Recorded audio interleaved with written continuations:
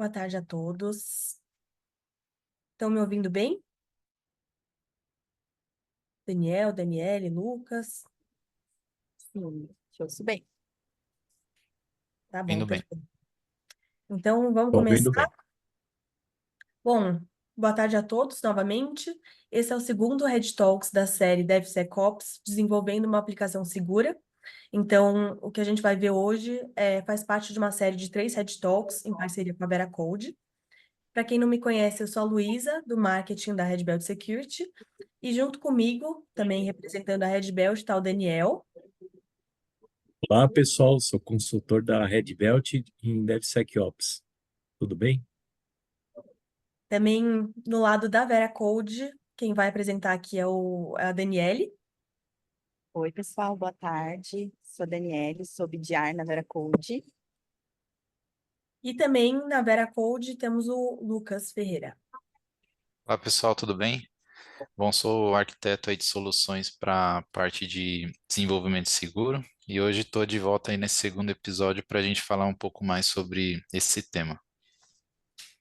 Show! Só lembrando que a gente vai disponibilizar esse conteúdo no YouTube e no LinkedIn.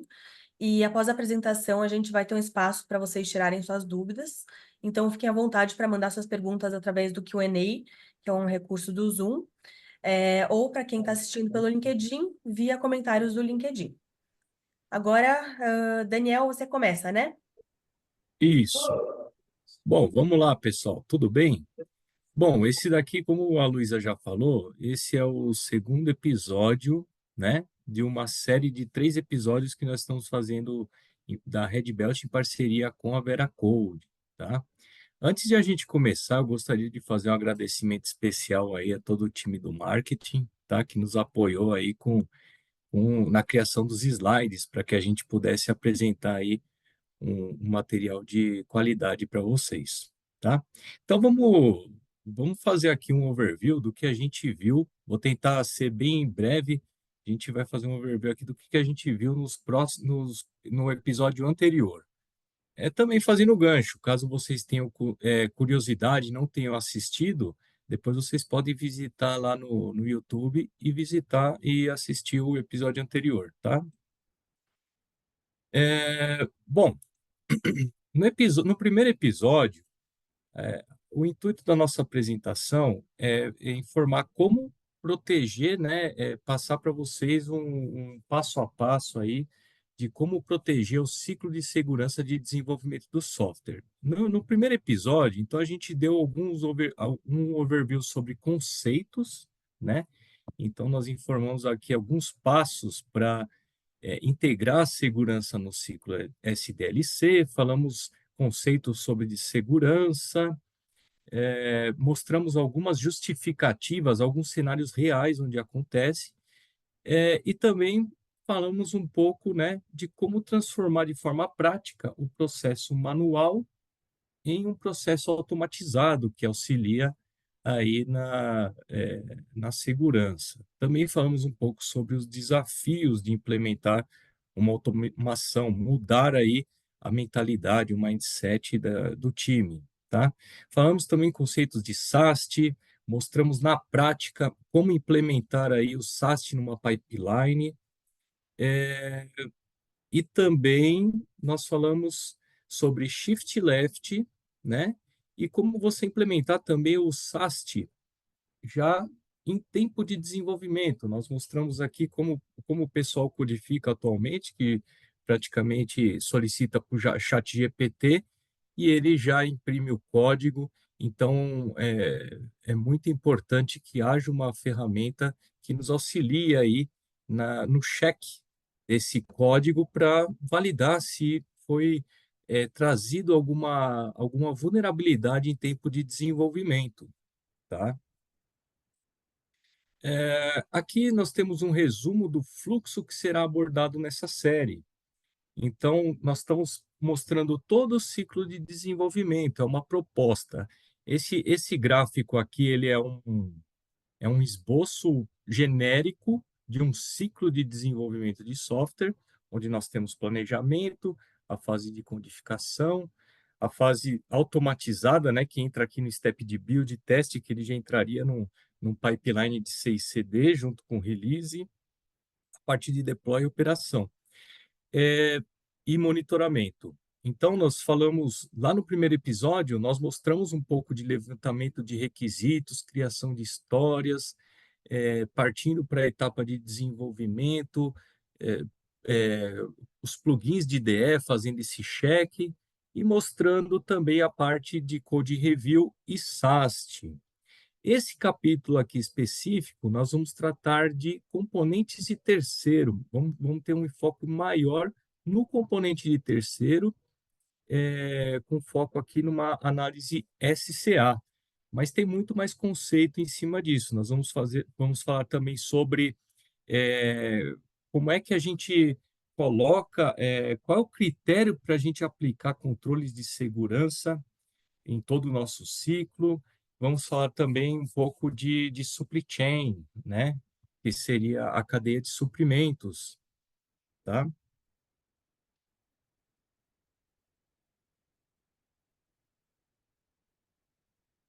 É com você, Dani. Você está no mudo, Dani. Estava no mudo, desculpa. Aqui a gente vai falar um pouco sobre a importância da arquitetura na segurança, né? Como uma boa arquitetura pode influenciar positivamente na implantação da segurança no ciclo de desenvolvimento. O que precisa para ser seguro? Precisamos de confidencialidade, ou seja, informações sensíveis só podem ser acessadas por pessoas autorizadas. Precisamos de integridade. As informações precisam ser confiáveis, elas não podem ser modificadas nem alteradas. E disponibilidade. As informações precisam estar disponíveis para o consumo. Isso aí, isso daí são os tripés da segurança, não é mesmo? Então, a gente sai de um processo manual, que são várias tarefas, suscetível aos gaps e atrasos, para um processo automatizado, bem definido, implementando os controles de segurança em cada etapa. Sim. Então, aqui a gente vê nessa imagem, né? Inclusive a gente falou no capítulo anterior que esses controles de segurança, que a segurança no ciclo de vida de desenvolvimento de software, ele não é um step do processo, e sim a gente precisa pulverizar, né, os controles de segurança em cada etapa do processo, né? Mas quem vê aqui, quem vê esse slide aqui, fala: nossa, quanto controle! Isso daqui vai sair muito caro, ou vai tornar o processo muito lento, né?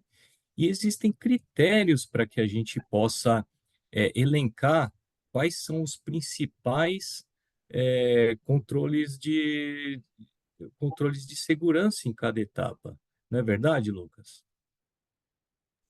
Perfeito, Leão. A ideia é que a gente, obviamente, nunca vai conseguir, né, já logo de cara implementar um processo totalmente maduro, né? Mas a ideia é que a gente consiga, entender, né, o nosso contexto e aí, a partir das boas práticas, conseguir ali é, pegar o essencial, né? Então, se a gente olhar aqui para essa imagem, o que a gente pode ter de exemplos de coisas essenciais nas quais a gente pode começar, né? Então, estabelecer uma estratégia de políticas, fazer uma análise de código com SAST, com SCA, eu ter também a questão de monitoramento, um AF ali na frente para poder já barrar bots e ataques mais comuns, né? E a validação da conformidade junto com a análise de logs, né? Então, eu diria que esse já seria um ótimo começo, né? Para a gente já pensar numa estratégia de segurança de software.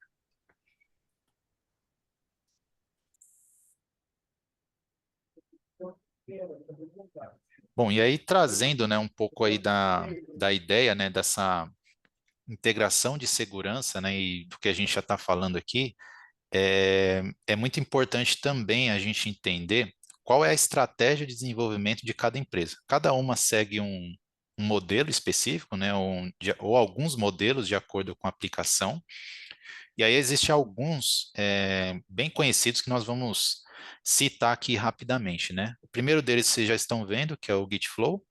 Então, ele é muito utilizado e muito conhecido também, né, no mercado. Basicamente, como que ele funciona, né? Nós temos ali algumas branches ou ramificações que são fixas, né? Então, nós temos a main, que é a principal, que reflete o software em produção, aquilo que está funcionando de fato. Embaixo dela, nós temos, por exemplo, uma develop ou dev, né? Que aí ela meio que faz uma cópia, só que ela recebe todas as novas atualizações. E aí, embaixo da develop, a gente pode ter, por exemplo, as features, né? Que são aquelas versões onde os desenvolvedores estão criando novos códigos e testando.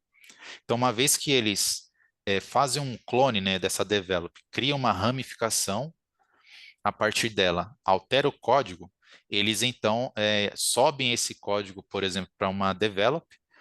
Depois que ela é testada e validada, aí sim ela pode entrar, por exemplo, para uma release e depois, posteriormente, para a principal. Então é um processo bem um pouco mais engessado, né? Precisa ali de ter uma maturidade nas equipes um pouco maior, e ele também é mais indicado quando a gente tem deployments, né, ou entregas de software de uma forma mais agendada, né? A recomendação seria mais em projetos grandes, né? Mais complexos, com ciclos de versão, de releases, né? Sim, É exatamente. geralmente utilizado em monolitos, né? Exatamente. Bom, existe uma outra estratégia que até tem sido um pouco mais difundida, né, que é a Trunk Based. Ela é muito mais simples se a gente comparar com o Gitflow, né? Então, nós temos ali a master ou a main, que é a versão em produção, e aí toda alteração que é feita, nós fazemos uma ramificação a partir dela, implanta o novo código, testa, e aí depois já entra em produção na versão principal, né? Aqui, apesar dele ser mais simples, né? E aí a gente olha aqui pelo desenho mesmo, né? A gente já consegue perceber isso. Mas é muito importante que dentro desse processo de entregas, né, de novas funcionalidades, novas versões, a gente tenha ali um processo muito bem definido de testes, para que não entre nada de perigoso, né, ali para a aplicação que possa trazer um mau funcionamento para ela. Então, ela é bem recomendada aí para projetos que têm lançamentos muito mais curtos, né? E é onde a gente tem também equipes um pouco menores que trabalham em cima do projeto. Ou seja, é feito todo o push direto na master, né? Então o pessoal praticamente trabalha direto na master, não é verdade? É, é, é bem mais fácil, mas ao mesmo tempo é, corre um risco aí, né? Se não tiver bem definido, corre o risco de quebrar a aplicação. Então, tem que tomar cuidado, apesar de ser bem simples e mais fácil de trabalhar. Sim. E aí, por fim, né, só para a gente trazer mais um exemplo, tem a Feature Branch, né, que ela é um pouco parecida ali com a Trunk, tem um pouquinho da Gitflow, mas basicamente a gente tem ali também a versão main, né, que é a versão que está em produção, e aí toda e qualquer alteração ou funcionalidade, correção de bug, nós puxamos, né, uma ramificação ou uma branch a partir dela, trabalha nela naquela feature branch, né, que a gente chama, envia para o repositório central, e aí, uma vez que envia para o repositório central, tem ali um pull request para validar se está tudo ok, e depois tem mais outro pull request, que daí vai fazer a junção, né, daquela ramificação de funcionalidade com a versão em produção. Então, é um modelo bem interessante também, mas apesar dele trazer bastante segmentação e separação, a gente tem ali a possibilidade de ter vários pull requests, o que pode atrasar um pouquinho na entrega, né, dependendo do projeto, e é recomendado que a gente utilize ele quando nós temos ali uma aplicação um pouco maior, ou existe uma equipe um pouco maior também, né? Você vê aqui, por exemplo, né, que eles têm são branches com uma vida maior. Então, ou seja, ele cria uma branch a partir da master e vai trabalhando naquela branch lá a perder de vista. né? Exato. Pa- Aí, enquanto menos tempo você faz os merges, mais dor de cabeça você tem depois para mergear, e isso pode gerar Exato. um conflito, né? Eu particularmente gosto muito do Git Flow. Qual a melhor estratégia que você gosta aí, Lucas? Na sua opinião? Depende muito. Eu sou mais tendencioso ao Gitflow pelo fato de você ter um controle maior de erros não irem para produção, né? Você tem um controle bem maior. Eu acho que é bem mais fácil nesse sentido, né? Nessa feature branch, e principalmente a trunk, eu acho um pouco mais perigoso se a gente não tem um processo muito bem definido, né? E aí o nosso desafio é esse, né? Entender bem como funciona para a gente poder implantar segurança nesse processo todo, né? E é importante dizer que, apesar dos nossos gostos pessoais, né, cada implementação ela é, ela é boa para determinado tipo de cenário e para cada nível de maturidade da equipe, do time e do sistema SDLC da empresa como um todo, né? Isso, inclusive, remete ao que a Dani havia falado, né? Que uma boa arquitetura ela reflete na segurança aí do ciclo de desenvolvimento do software, né? Aqui eu vou falar também de estratégias de deployment. A ideia não é se aprofundar muito nessas questões, é apenas contextualizar para que quem não esteja habituado com esses termos não fique algo muito vago, né? Então, é trazer aqui um pouco do conhecimento, né? Então, existem algumas estratégias de deploy. A mais comum é a rolling deployment, né, em processos manuais, principalmente. Vamos supor, você tem lá um ambiente de produção lá com 4, 5, 10 servidores. Então, o que geralmente o pessoal faz? O pessoal tira um servidor do load balancer, faz a instalação, faz uma breve checagem e vai e passa para o próximo. E aí vai subindo essas outras versões. Então, esse rolling deployment vai fazendo o deploy de forma incremental. Um tipo bem comum utilizado também é o Big Bang. Ou seja, esse daqui é aqueles cenários lá onde que, por exemplo, muito comum aí em aplicações que elas ficam fora do ar, é, sábado à noite, por exemplo, em tempos que não tem muito acesso, né? Que o pessoal não está trabalhando, né? Então, o que eles fazem? Eles derrubam tudo, atualiza tudo de uma vez, depois sobe o sistema tudo de uma vez. E aí tem estratégias bem interessantes que elas geralmente são aplicadas em ambiente cloud, né? Mas não é exclusivo, né? Que é o Blue-Green Deployment. Inclusive, naquele desenho lá do processo ali do Git Flow, lá tem até um easter egg lá que com servidores azuis e verdes aí que remete a essa estratégia, né? Que é o quê? Você ter dois ambientes. Você tem um ambiente que você chama de azul e outro ambiente que é o verde. Então, quando você vai fazer uma atualização, por exemplo, o verde está em produção. Aí você sobe no azul e aí roteia, né? Muda a rota para os servidores azuis, né, que você acabou de subir, e os verdes ficam com a versão anterior. Né? Isso daí facilita, inclusive, rollback, porque se der algum problema, você só muda a rota para o grupo de servidores verdes, né? Por isso é blue-green. O Canary é bem parecido, só que você pega um percentual pequeno desses servidores e aplica essa atualização, né? E disponibiliza para um grupo limitado de usuários para que eles possam usar e ir testando. Depois você abre para o público em geral, tá?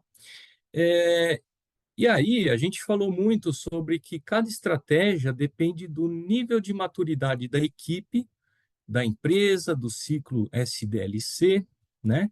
Então, a gente trouxe aqui algumas informações sobre modelo de maturidade de software, né? Nós temos os principais modelos, é o CMMI da ISACA e o ISO 15504, mais conhecido como SPICE, tá? Eu não vou entrar muito em detalhe, mas basicamente através de assessments, né? De questionários, a gente faz um levantamento do cenário atual de como ele está, né? E mensura os processos de forma quantitativa, e aí define qual o nível que ele se encontra. E aí define alguns objetivos, caso haja necessidade, para evoluir esse modelo de maturidade.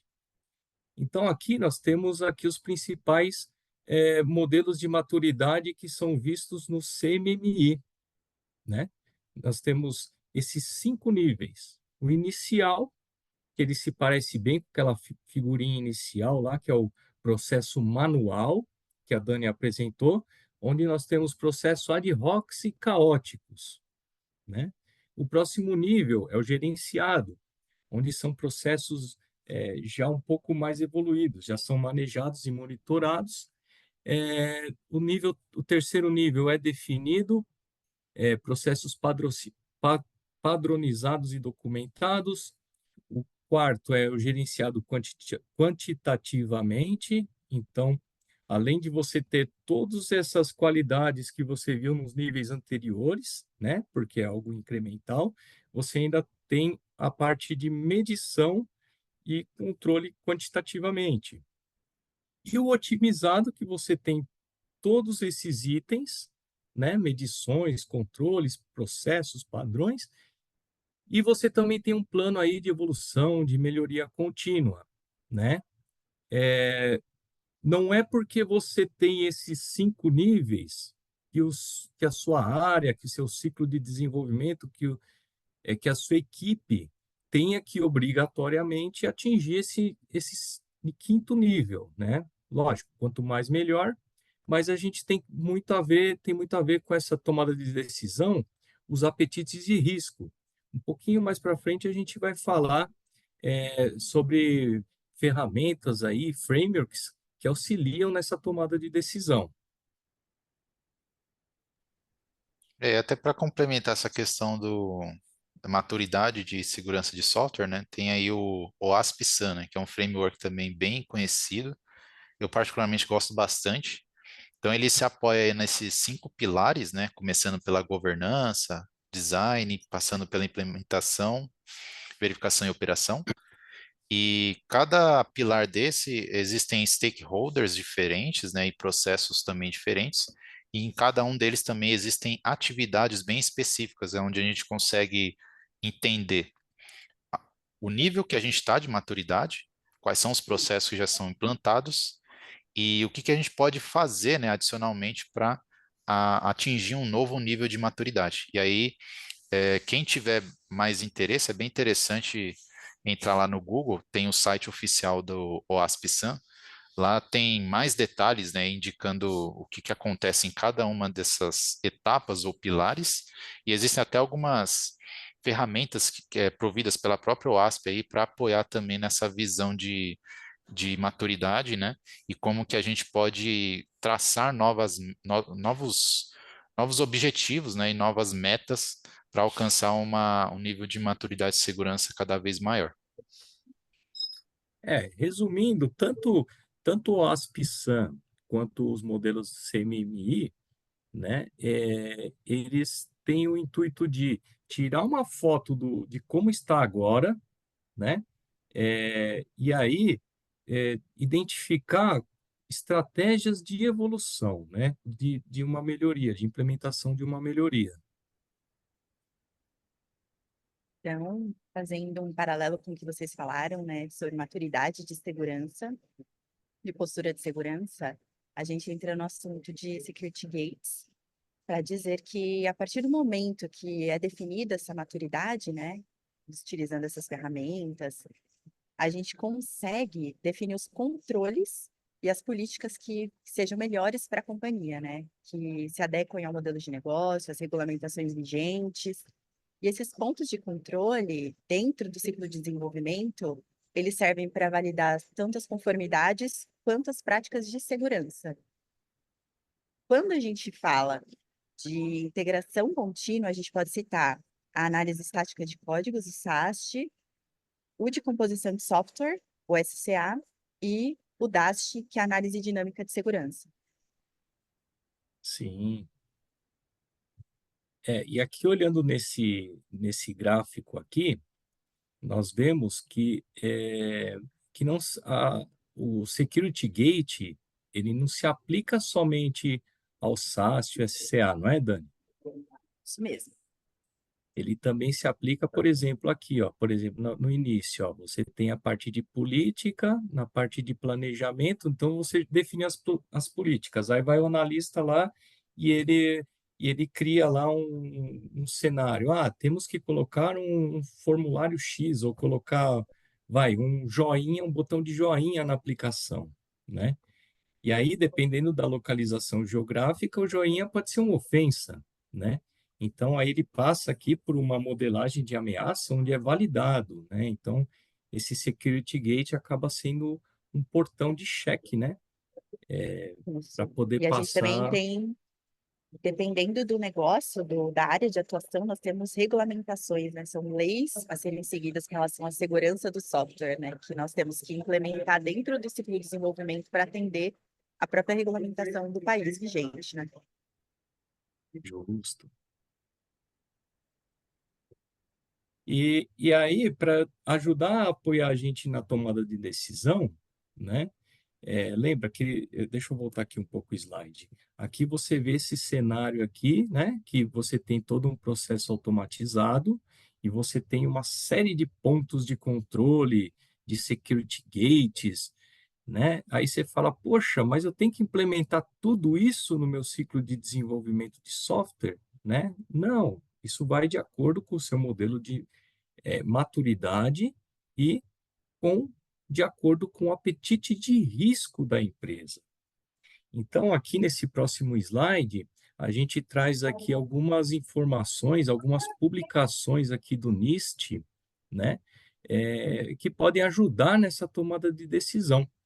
O NIST, ele é o National Institute of Standard and Technology, né? Ele é como se fosse o ABNT dos Estados Unidos, né? Então, aqui a gente tem o NIST 837, que fala sobre gerenciamento de risco, ele é um framework. O 160, que ele é o 160, que é o System Security Engineering. Tem o 853, que fala mais sobre controles de privacidade, né, e segurança. E o 161, ele fala sobre a cadeia de suprimentos, riscos da cadeia de suprimentos, né? E essa figurinha aqui, ela exemplifica bem, ela resume isso, né? Eu não sou nenhum especialista em risco, né? Mas o importante é que a gente saiba o que a gente está fazendo, além de a gente implementar os controles, mas por que a gente está implementando? Será que a gente deve ou não? Então a gente tem que entender um pouco, olhar um pouco para o lado e entender um pouco do cenário como um todo, né? Então, se a gente for analisar o gráfico aqui, nós temos aqui uma linha que ela fala de performance, né? Que é o nosso ritmo de trabalho, né? O quanto que a gente consegue entregar. E a gente tem algumas faixas aqui, né? Então, eu gosto muito de fazer uma analogia como se fosse um motor de carro, né? Não automático, com câmbio manual, né? Então você está lá no seu carro, você deu a partida no carro. Se você acelerar pouco, engatar a marcha e soltar a embreagem, o carro ele vai dar uma engasgada e vai morrer. Por quê? Você colocou pouca potência no motor. Se você acelerar muito e soltar a embreagem, ele vai sair cantando pneu, vai sair patinando ali, e o carro ele não vai ter uma boa desenvoltura. Se você acelerar e ir soltando a embreagem num tempo correto, ou seja, o melhor esforço, ele vai sair muito mais rápido do que todo aquele esforço que você teve. Então aqui também, ó, é o melhor esforço, né? Nós temos aqui representando essa linha cinza o universo de risco, né? Ah, mas o que é o risco? O risco é a probabilidade de algum evento acontecer. Tá? Ele pode, geralmente é um evento negativo, mas também, em alguns casos, pode ser positivo. Mas vamos tratar aqui o risco como um evento negativo, né? Então, você tem toda essa faixa aqui que o risco pode acontecer. E aí você tem um outro indicador que é a tolerância de risco. Ou seja, é, dentro de qual faixa, dentro de qual faixa que eu tenho a menor probabilidade daqueles eventos indesejáveis acontecer. Aí está essa parte da tolerância de risco. E ainda você tem um outro indicador que é o apetite de risco de cada empresa. Então, por exemplo, os stakeholders, o pessoal lá da direção, né, o C-level, ele olha isso daqui e ele fala assim, tá, existe tudo isso de risco, né? Eu sei que tem essa faixa aqui que é a faixa tolerável aqui que tem o menor risco, mas eu não quero chegar muito perto das bordas, dos delimitadores. Eu quero trabalhar um pouco mais conservador, né? E aí você vê que a performance aqui, a melhor performance, ela vai estar dentro dessa faixa de apetite de risco. Então, você utilizando esses frameworks aqui, eles ajudam a entender esse apetite de risco da empresa e você implementar os controles de forma mais adequada e que você consiga uma melhor performance, né? Ou seja, um melhor esforço. Eu acho importante complementar que a gente precisa sempre, quando fala de segurança, pensar também no cenário de negócio, né? Porque o intuito da segurança não é atrapalhar o negócio, é otimizar e diminuir o máximo de risco, né? Então, a gente precisa sempre colocar essa mensagem de que a segurança faz parte do negócio, né? Então, aqui a gente traz um gráfico mostrando exatamente o que o Daniel falou sobre maturidade. Aqui a gente tem uma baseline e a gente consegue observar que, conforme a nossa baseline de maturidade ela aumenta, as nossas vulnerabilidades, aqui falando de scans, né, scans de vulnerabilidades, elas vão diminuindo. E aqui ao lado nós conseguimos ver um fluxo de trabalho, que geralmente é o que acontece quando nós implementamos o processo de segurança no ciclo de desenvolvimento. A gente atua primeiramente nas vulnerabilidades críticas, e a partir do momento que a gente vai sanando esses problemas, a gente vai evoluindo para resolver as vulnerabilidades altas, as médias, até chegar num nível de maturidade ideal para a empresa que nós tenhamos controle sobre os riscos. E por que que a gente não pode já chegar bloqueando já, né? Aqui pelo que eu entendi, a gente está falando o seguinte, né? Por exemplo, a gente tem aqui, ó, o primeiro item aqui, ó, no primeiro scan, a gente pegou, por exemplo, uma empresa, vamos pegar uma empresa aí, um cenário de uma empresa que nunca rodou uma ferramenta de scan de vulnerabilidade no sistema dela, né? Então, ela vai rodar pela primeira vez e vai pegar tudo isso de vulnerabilidade, certo, Dani? É É, isso mesmo. Eu acho que está bem linkado com o que você apresentou lá no ciclo de desenvolvimento, aquele monte de ferramentas, né? A gente sempre costuma falar que implementar a segurança no ciclo de desenvolvimento é gradual, é faseado, né? Não dá para a gente chegar, colocar todo tipo de ferramenta, todo tipo de regra, security gate. A gente precisa realmente sentir a maturidade da empresa, conforme a gente falou, né? E sim. implementando aos poucos para não travar mesmo a operação. É. Então, ou seja, conforme vai rodando o scan, vai diminuindo as vulnerabilidades. E aí a gente vai aumentando a régua, não é? Exatamente. E aí, por exemplo, se você pega ali uma empresa que o Lucas até que ele faz essa implementação aí diariamente, ele pode até falar melhor, né?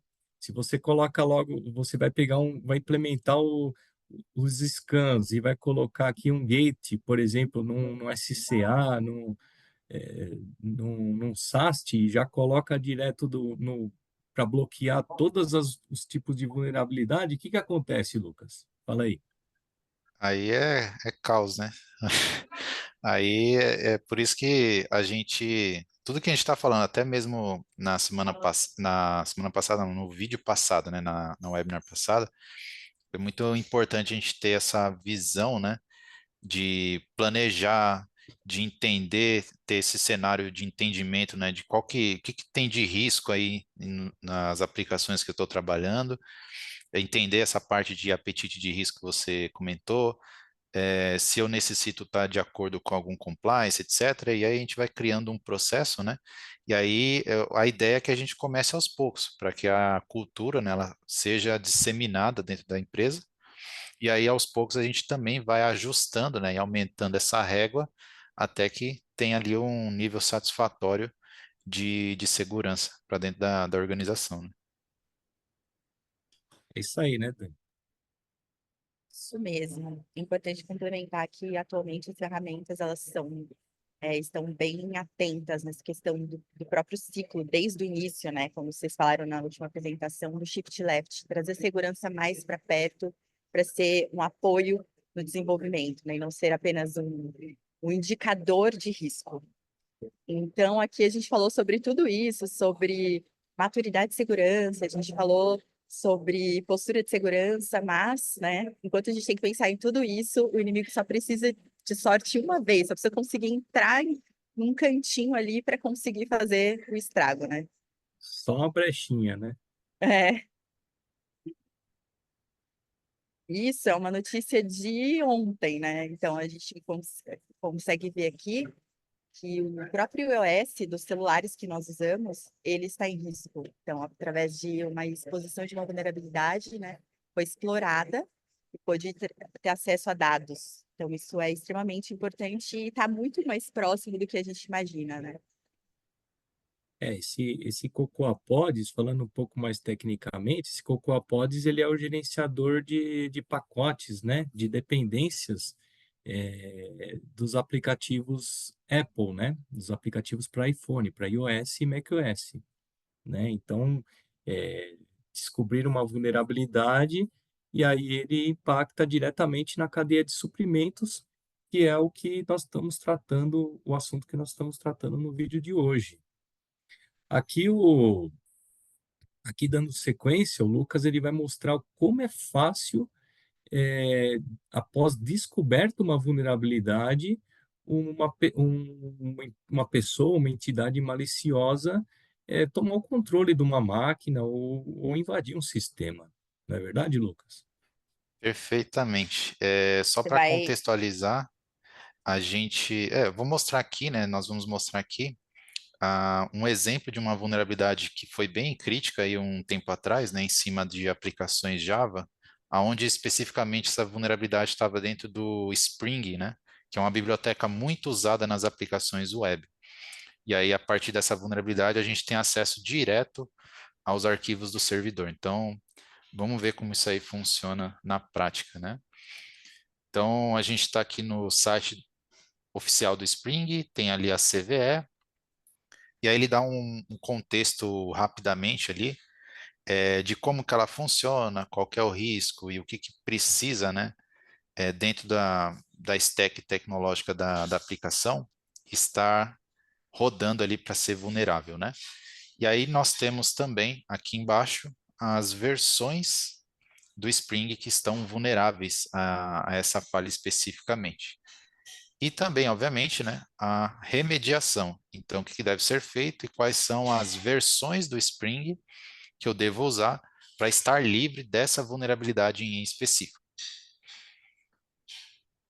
Aí nós temos aqui na sequência uma aplicação web de exemplo que tem, né, e usa o Spring como stack ali de bibliotecas. E nós estamos mostrando aqui também, esse site chama Package Storm, que ele possui diversas provas de conceito e códigos de exploração que nós conseguimos utilizar para poder validar, né, se de fato a nossa aplicação está vulnerável ou não. E, obviamente, esse é um dos sites, mas existem vários outros, aonde pessoas maliciosas podem, né, publicar ou baixar esses códigos de exploração para invadir alguma aplicação. Então, aqui eu estou mostrando, né, esse código que é utilizado para explorar essa vulnerabilidade. Aí aqui essa função é a principal, que utiliza ali instruções Java, né, que vão ser enviadas para a aplicação. E aqui eu vou rodar esse exploit apontando para o endereço da aplicação. Ele é bem rapidinho, já vai trazer a resposta para mim. Pronto. Então ele mostrou ali que criou um arquivo JSP e aí eu consigo executar comandos direto no servidor a partir desse arquivo. Então, na hora que eu colo na URL, eu consigo ter, por exemplo, o número de identificação do usuário, que nesse caso é um root. E aí eu posso também utilizar um comando, por exemplo, para listar o que tem ali na minha pasta. Então, eu tenho ali duas pastas e um arquivo, né? E eu consigo também navegar em cima dessas pastas até chegar a um dado sensível. Nesse caso aqui, do exemplo, a gente vai conseguir chegar até o arquivo fonte, um dos arquivos fonte, né, da aplicação. Ou seja, o meu segredo de negócio está sendo revelado publicamente de forma muito simples, né? Então, isso mostra como não é algo tão fora da realidade ou tão distante da gente, né? E é um problema muito grave que a gente precisa sempre estar em monitoramento, sempre olhando o risco, sempre analisando para ver até onde, né, nós estamos sendo expostos utilizando esses softwares de terceiros, né? Ou seja, eu estou vendo aí que o nome é Shell, tem o CMI dele, está dando um CAT, um LS, então, ou seja, é a mesma coisa que se você tivesse no terminal lá do servidor, diretamente, né? Diretamente, diretamente. E eu, Olha aí utilizando que a maravilha. aplicação toda a exposta, eu estou tendo acesso ao servidor. Então, é uma falha muito crítica. É Sim. importante falar também que antes nós tínhamos que ter especialistas para fazer isso, né? Agora a gente só precisa jogar no IA, na ferramenta de IA e pedir uma instrução e consegue um código para fazer uma invasão. Então, a gente está muito suscetível a ataques desse nível. Sim, verdade. E continuando o nosso processo, então a gente já viu todas essas definições, todos esses conceitos. Agora vamos para a prática, né? Vamos ver um pouco do que realmente nós viemos aqui para falar, né? A gente falou sobre todos esses assuntos aí para dar um embasamento técnico para que a gente pudesse chegar aqui e todos pudessem acompanhar. Afinal, esse vídeo ele tem um intuito informativo, né, para a gente trazer mais conhecimento para a comunidade, independente do seu nível de experiência e seu nível de conhecimento, tá? Então, o que hoje nós vamos tratar é sobre o SCA, né? E ele é tanto SCA quanto um analisador de container, uma ferramenta para analisar containers, né? Mas ele trata tudo do mesmo tema, que é o quê? São os componentes de terceiro que a gente utiliza no ciclo de vida do desenvolvimento de software, né? E aí, o que que seriam esses componentes de terceiro, né? Eles seriam containers, sistema operacionais, software libraries, né? São aquelas referências, bibliotecas, DLLs, que a gente faz referência a pacotes no desenvolvimento de software, APIs de terceiro que a gente consome, né? Ferramentas de CI/CD, ferramentas de CI/CD também é um componente de terceiro. Imagina, de repente dá para a pessoa até explorar uma vulnerabilidade passando ali dentro de uma esteira de CI. Ele põe ali um exploit dentro do código dele, ao executar determinado passo, pode dar um buffer overflow, né? Ou consegue, por exemplo, expor no log do CI/CD ali uma chave, uma senha, né, que está configurada na ferramenta, se ela estiver desatualizada e com a vulnerabilidade. Também temos ferramentas de monitoramento e log também que apresentam as mesmas características que eu falei aqui do CI/CD, né, um pouco diferente, mas não deixa de ser um componente de terceiro. E também temos aqui, vamos falar um pouco de Helm, né? Então, o que que é o Helm, né? Nós vamos ver mais para frente, mas ele é um pacote utilizado muito no Kubernetes, que o Kubernetes é um gerenciador de containers, tá?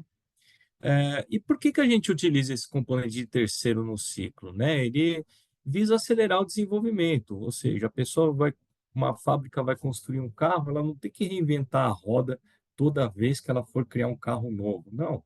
Então já tem empresas, grupos, né, de comunidade, né, que criam códigos, criam soluções e já deixam disponíveis para todos utilizarem, visando aí acelerar o desenvolvimento, reduzir custos e melhorar a segurança e escalabilidade, né? E aí, para complementar, né, essa questão de componentes terceiros e também aí pensando na estratégia de deployment que a gente comentou anteriormente, né, é legal ter essa contextualização aqui, aonde a gente tem uma evolução, né, como que hoje nós trabalhamos. Então, num certo momento, nós tínhamos ali um servidor físico, em cima dele um sistema operacional, e aí a gente instalava as aplicações em cima desse sistema operacional, né? Aqui a gente tem muito caro, difícil de manter e não, nada escalável, né? E aí, a partir de um momento, criou-se, né, a tecnologia aí de virtualização. Então, com um único servidor físico, a gente consegue colocar ali um hypervisor que vai gerenciar todos esses servidores virtuais em cima desse servidor físico, né? Então, a gente tem ali um pouco mais de escalabilidade, tem um pouco mais de divisão, né? E aí, só que ainda assim, tem um desperdício de recurso, né? Então, vocês podem ver, a gente precisa, né, emular um sistema operacional todo, existe um desperdício ali de hardware, etc. E aí, mais recentemente, né, nós temos ali os containers, né? Então, essa camada de hypervisor foi substituída pelo container runtime, que vai gerenciar containers. Então, em cima de uma única máquina, nós podemos ter centenas, muitas vezes até milhares de aplicações totalmente isoladas, que consomem pouco recurso e conseguem ser muito mais fáceis de gerenciar e é muito mais rápido de você escalar esse número de aplicações. A grande sacada é que o container, ele é como se fosse, entre aspas, uma máquina virtual, só que ele aproveita ali o kernel do sistema operacional hospedeiro. Ele basicamente é a sua casca, não é, Lucas?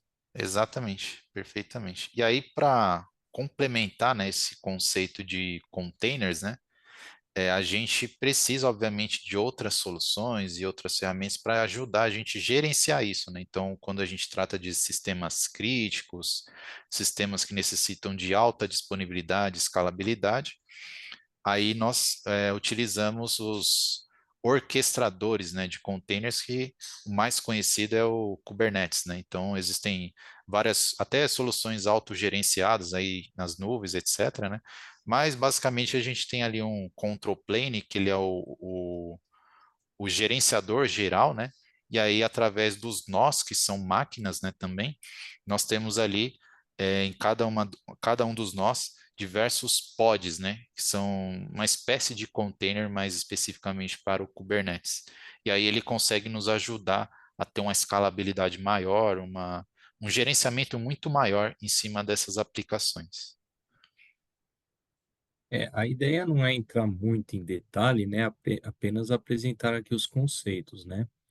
O pod, ele é a menor unidade ali de gerenciamento do Kubernetes, né? E aí o pod, ele pode acomodar, o pod, né? O pod pode acomodar ali mais de um container, inclusive. E para facilitar isso, a gente tem o Helm, que é o gerenciador de pacotes, né? O Helm, gerenciador de pacote, que na verdade ele é um arquivo de configuração no formato YAML, né? Então ele vai fazer referências a containers, né? Então, o pacote Helm pode ter mais de um container e ele também tem alguns parâmetros ali de configuração que geralmente são definidos aqui no Values, né? Então, se você tiver vários ambientes, ambiente de dev, ambiente de homologação, aí você vai ter um arquivinho value para cada ambiente, né? E algumas ferramentas, elas, inclusive, validam se tem vulnerabilidade também no Helm, né? Que é muito importante. Aqui nós temos um conceito que é muito utilizado atualmente, principalmente em ambiente cloud, que é o Infra as Code, né? Então, ou seja, toda a sua infraestrutura, você scripta ela, né? Então, você cria ali um arquivo de configuração com todas as definições da sua rede, por exemplo, é, net, subnets, NAT, servidores, banco de dados, clusters, Kubernetes, você consegue configurar tudo dentro de um arquivo, dentro de um script, dentro de um arquivo de configuração, e você consegue versionar num repositório Git, né, utilizando aquelas técnicas de branching que a gente viu no começo, né, e você consegue aplicá-las, né, então você consegue montar ambientes complexos e de forma automatizada, passando também por um ciclo de CI/CD. Então, aquele ciclo de desenvolvimento de software, principalmente a parte lá de esteiras de CI/CD, também se aplicam com esse conceito de infrastructure, também se aplica na questão de criação de infraestrutura, né? E aí entra uma grande questão, por exemplo, quais as permissões que você determina para um usuário, né, de aplicação, para que ele possa rodar um script IAC na sua cloud, por exemplo. Você vai disponibilizar para ele acesso full? Como que você vai gerenciar isso daí, né? Essa é uma grande questão. A sacada é o quê? É você segmentar. Então, por exemplo, você vai fazer criação, você segmenta ali os scripts, né? Então, você pega um script, por exemplo, para criação de rede, de rede e subnets. Aí você vai lá e você dá as permissões necessárias só para ele criar a rede e a subnet. Aí você tem outro script para criar os servidores. Você só dá a opção, permissão para criar aqueles servidores. Então, assim, você consegue trazer um pouco mais de segurança, porque esse infrastructure aqui, ele é legal, ele facilita muito a vida, mas ele é uma faca de dois gumes, eu diria aí, não é verdade? Ó, e aí, o que que a gente vai falar aqui também dos desafios e os benefícios dos componentes de terceiro, né? Então, eu já dei um spoilerzinho no slide anterior, né? Então, os grandes desafios são a questão da segurança, a necessidade da auditoria constante, implementação, práticas de segurança, um modelo maduro com scanners de vulnerabilidade, também a lista, né? Montar uma lista que seria o SBOM, que nós vamos ver posteriormente, sobre esses componentes, para ter um controle do que a gente está utilizando. A manutenção, né, gerenciar as atualizações, garantir que os componentes estejam sempre atualizados e garantir principalmente a compatibilidade entre eles, né? Você atualizar um, pode quebrar um vínculo com o outro, é realmente algo complexo, né? Conformidade, a questão de licenças, né, e políticas, e a continuidade, né? Garantir que é, por exemplo, desenvolveu uma aplicação e usou uma DLL da comunidade, de repente a comunidade resolveu que não vai manter mais aquela library, né? E aí você vai ficar com o negócio antigo lá, defasado, né? Então, esses são os desafios. Mas, por outro lado, traz muitos benefícios, né? Agilidade, custo, tecnologia, né? Por exemplo, a gente pode citar aqui a reconhecimento facial. Imagina, você quer colocar uma funcionalidade de reconhecimento facial na sua aplicação, e você tem que desenvolver um componente do zero, né?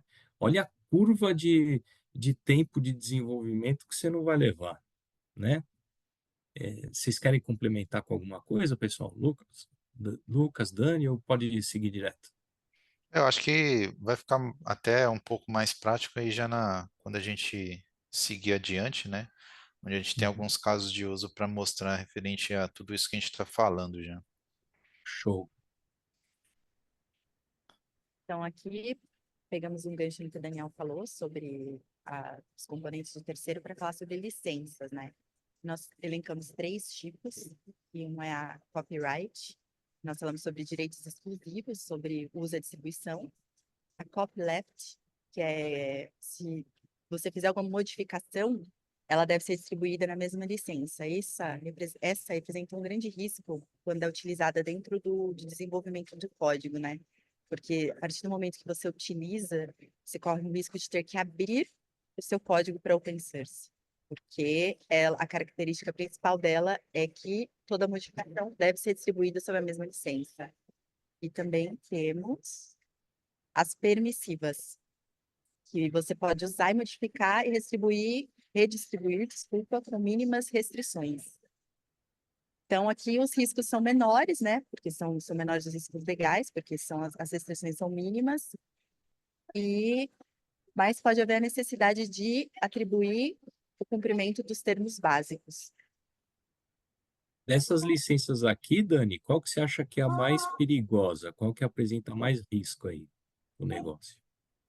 É a copyleft. Por questão de ter que abrir o Porque código, né?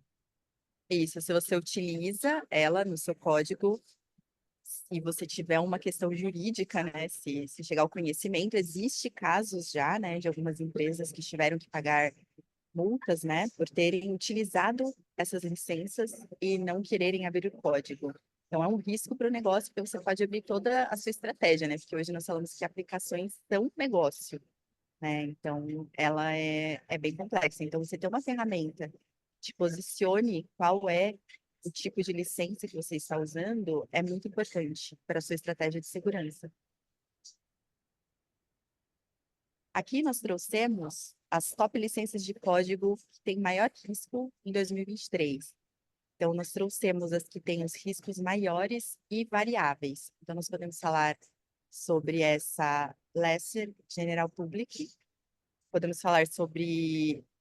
Na realidade, são versões, né? Aqui a gente trouxe essa Lesser General Public e algumas versões dela. Trouxemos essa Public Domain Generic. E aqui a gente volta a ressaltar a importância de você ter um controle sobre o uso desses componentes de terceiro no seu código e dos versionamentos também, além dos tipos de licença, né? Porque eles representam ali, podem representar uma brecha para uma invasão, como o Lucas mostrou no vídeo lá que ele conseguiu gerar aquela invasão com base no código, na vulnerabilidade do código. Aqui o Lucas vai mostrar na prática aqui como faz a checagem, né? Fala aí, Lucas, você fala melhor aí. Aqui é mais para amarrar tudo isso que a gente está mostrando e comentando, né, de uma forma um pouco mais prática, né? Então, dentro desse ciclo de desenvolvimento, dentro do entendimento do fluxo ali de desenvolvimento, né, de branches, dos componentes que são usados nas nossas aplicações, nos nossos arquivos de configuração ali, seja Helm, IAC, etc. Como que a gente consegue sempre, né, de uma forma bem prática e bem mais fácil, né, sempre validar e garantir que está tudo correndo de forma esperada, né, sem que nenhum alto risco, seja de licenciamento, seja de vulnerabilidade, aconteça, né? Então, para exemplificar aqui, a gente trouxe, né, apenas para demonstrar o SCA da Veracode, e aí nós estamos usando também a esteira do Azure, né? Então, aqui, basicamente, a gente tem ali uma política de segurança para os componentes terceiros, é uma política de segurança mais rígida, né? Então, nós temos diversas regras baseadas ali em licenciamento de software ou vulnerabilidade, né? Então, aqui a gente basicamente não está aceitando quase nada, só para demonstrar para vocês o quão importante, né, é você ter uma estratégia bem definida. E aí aqui, Deixa eu interromper um pouquinho, tem até claro, uma pausa aqui no vídeo. Essa questão aqui dessa configuração de políticas, ela remete àquele slide lá no começo do vídeo que a Dani apresentou, não é? Da implementação lá onde a gente pega aquele conjunto de vulnerabilidades e a gente vai aumentando a régua, né? Então, aquela baseline de maturidade é justamente essas políticas, certo? exatamente, perfeitamente. Isso está tudo alinhado ao negócio e às políticas para que a gente consiga, né, cada vez mais aumentar o nível de maturidade. Então, exatamente isso. Só Quer para complementar complementar? também, Isso. desculpa, que elas são personalizáveis, né? Então, como a gente volta a falar, Dependendo da maturidade de cada empresa, de cada time, você consegue personalizar suas políticas e regras de negócio para que funcionem para você, né? Isso é muito importante a gente destacar que precisa ser um programa que funcione, né? Pode dar Exatamente. sequência aqui, gente? Podemos seguir. Então vamos lá. Desculpa a interrupção. Imagina. Bom, e aí aqui nós vamos fazer um exemplo, né? Então eu vou fazer um envio ali de uma nova alteração para o meu repositório, e aí eu vou disparar a esteira para que sejam feitos os testes, e principalmente nesse caso, né, da nossa demonstração aqui, fazer uma demonstração do SCA e da análise de componentes terceiros acontecendo na prática. Então, vocês podem ver que a gente tem alguns estágios, inclusive até retomando lá a nossa primeira live, né, que a gente mostrou no SAST, agora a gente está complementando com o SCA. Então, a gente fez o scan, viu ali que a esteira foi interrompida, e aí nós podemos ter um relatório ali para entender o que aconteceu. Então, ele identificou a quantidade de bibliotecas vulneráveis. Temos também a questão aqui dos métodos vulneráveis, né? Então, isso é muito importante. Cada biblioteca ela pode ter ali diversas funções, e essas funções podem estar diretamente no nosso código. Muitas vezes, essas funções específicas são que deixam nossa aplicação vulnerável, né? Então, ele está indicando aqui diretamente aonde está. Aí nós temos um relatório de vulnerabilidades conhecidas, o risco, qual a categoria da vulnerabilidade e a respectiva biblioteca que está vulnerável. Então tem bastante coisa aí, é uma aplicação propositalmente vulnerável, né? É um relatório geral aqui das licenças de software, que a gente acabou de falar também, que é bem importante que a gente valide. E aí aqui, como exemplo também, nós vamos trocar a política de segurança. Então agora a gente vai usar uma bem menos restritiva, com menos regras, né? Para mostrar para vocês um exemplo de como funciona, né? Então aqui a gente colocou especificamente, né, que algo muito crítico apenas não vai ser aceito. Mudamos a nossa política e vamos rodar de novo essa esteira de desenvolvimento. Aí ele vai repetir os mesmos testes e aí nós vamos ver o que vai acontecer agora com essa nova política.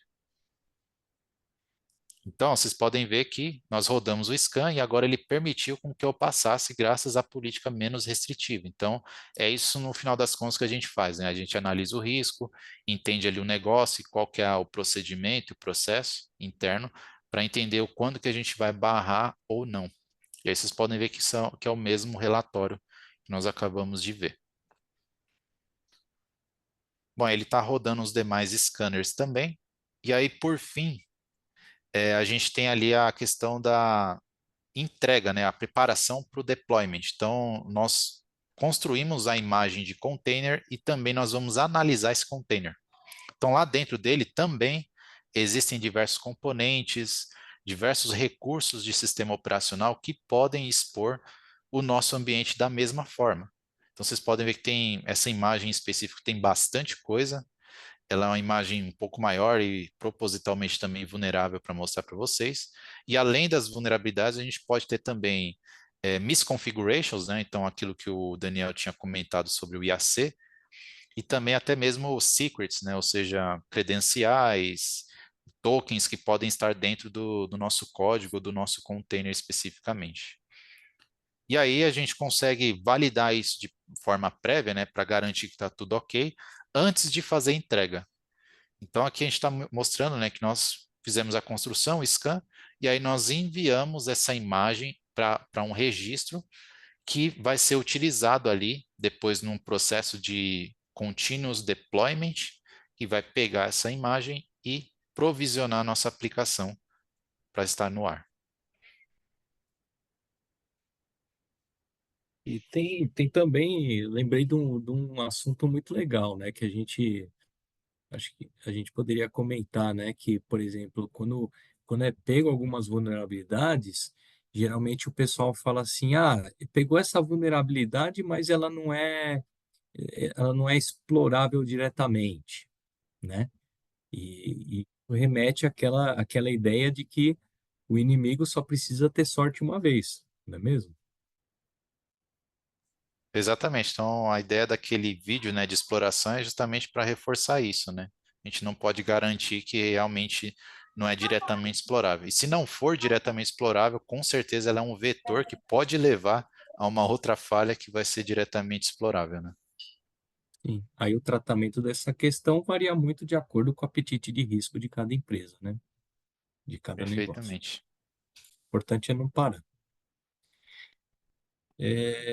Bom, aí a gente puxando o gancho, né? Vamos falar um pouco sobre o SBOM, que é o Software Bill of Materials, né? Que é um inventário que ele abrange todos os componentes aí de terceiro, né? Toda a cadeia de suprimentos, né? Então, você vê, por exemplo, aquelas bibliotecas, né? Que o Lucas mostrou no exemplo anterior, né? Você vai usar uma biblioteca de terceiro, mas essa biblioteca de terceiros usa N outras bibliotecas de terceiro. Então, é toda uma cadeia, né? Ele cresce exponencialmente. E aí, como que você vai ter o controle de tudo isso, né? E para quem não está habituado com o conceito de cadeia de suprimento, cadeia de suprimento, aqui nós estamos focando, né? Porque existe esse termo de cadeia de suprimento, ele é bem abrangente, né? Mas nós, lembrando aqui que a gente está tratando de cadeia de suprimento de software, tá? Do ciclo de desenvolvimento de software, né? Ele refere-se a todos os processos, atividades e componentes envolvidos em todo o processo do ciclo SDLC, tá? E esse SBOM, ele é um inventário onde você pode catalogar toda essa cadeia de suprimento. Aqui do lado esquerdo, tá? Existem várias referências, tá? Existe da WASP, você vai procurar, você vai achar várias. Aqui a gente trouxe aqui as principais aqui do lado esquerdo, que é da American Cyber Defense Agency, né? Ela é uma agência bem conceituada, né? É o CISA, mais conhecido como CISA, né? Lá dos Estados Unidos. E aqui, novamente, a gente falando aqui de uma publicação do NIST, que a gente viu logo no começo da apresentação, que é o 800-161. Não é, Dani? Isso mesmo. Só para complementar a importância do SBOM, né? Ele fazer esse inventário geral, ele traz a origem da biblioteca, né? E nesses momentos em que a gente está vivendo meio que umas questões geopolíticas importantes de guerra, né?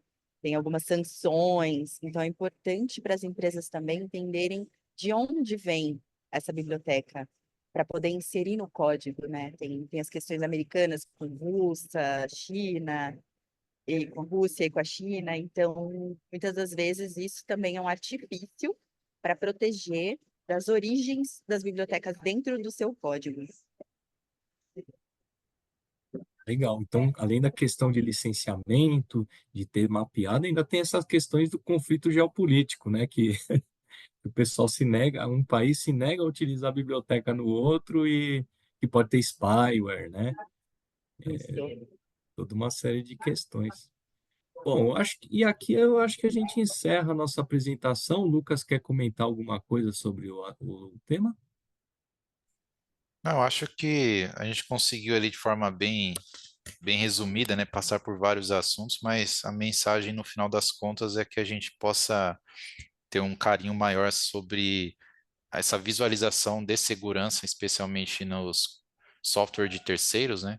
E reforçar o que a gente está tentando passar aqui, que é essa gestão, né? E entender como o ciclo de software funciona e como que a gente pode, de uma forma bem prática, né? Implantar segurança dentro desse ciclo de desenvolvimento. Eu Acho agradeço a que é um. presença de vocês, a participação de vocês, a oportunidade de estar aqui nesse espaço aqui para divulgar. Espero que as informações tenham sido claras, né? Passar para a Dani falar as considerações finais e depois a Luísa vai encerrar aqui a nossa apresentação. Muito obrigado mesmo, pessoal. Eu queria agradecer a todos que estiveram presentes e também aos palestrantes. Foi muito rico, conteúdo incrível. É um assunto bem complexo, mas é um assunto muito importante também. E queria dizer, deixar mensagem para que, se vocês tiverem dúvidas no processo, na implementação, que vocês procurem uma pessoa, uma empresa que seja confiável, né, para apoiá-los, como a Red Belt, que pode apoiá-los nesse processo. Então, é isso, eu queria agradecer também. Maravilha, gente. E eu agradeço vocês, né, pela apresentação, o conteúdo está muito bom. Agradeço a Vera Code pela parceria também, e a todos que assistiram e que acompanham o nosso TED Talks. Mais para frente, vocês vão receber um convite para a terceira parte dessa série sobre DevSecOps. Então, fiquem ligados aí no e-mail de vocês e nas redes sociais da Red Belt, que a gente vai divulgar lá. Esse conteúdo que vocês acabaram de ver também vai estar disponível no YouTube e no LinkedIn da Red Belt. E é isso, eu estou vendo aqui que não tem nenhuma dúvida. Então, a gente já pode encerrar. Pessoal, de verdade, muito obrigada, viu? Para Legal, até Obrigado, encerrar. pessoal. mais. Até Tchau, mais. tchau. Tchau, Tchau, tchau. tchau. Boa noite. Boa noite.